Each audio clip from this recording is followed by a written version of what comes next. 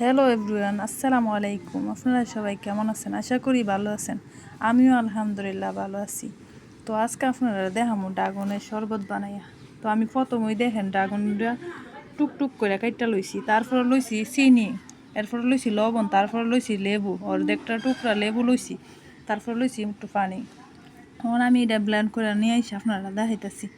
তো আপনারা দেখতে থাকেন। তো আপনারা দেখতেছেন আমার ড্রাগনটা ব্লেন্ড করা শেষ। এখন আমি দিয়া দেবো লেবুর টুকরাটা। তো লেবুর টুকরাটা ভালো করে চিপ্পা দিয়া দেবো, দিয়া সেরা তারপর দিয়া দেবো লবণটা, তারপর দিয়া দেবো চিনিটা। তাইলেই শরবত আমার রেডি। তো আপনারা দেখতেছেন আমার লেবুটা চিপা শেষ। এখন আমি দিয়া দেবো চিনিটার সাথে দিয়ে দেবো লবণটা। তো দেখতেছেন একটু লাইরা সাইরা আমি দেখি ঠিক আছে নি। লেবুটা দিলে একটু টক লাগে, খাইতে মজা লাগে, যার কারণে আমি লেবুটা দিছি। দেখেন আপনারা, দেখেন আমার শরবত বানানো শেষ। তো আমি শেষে দিয়া দিতেছি 2 টুকরা বরফটা দিলে শরবতটা ঠান্ডা ঠান্ডা লাগে, খাইতে অনেক মজা লাগে।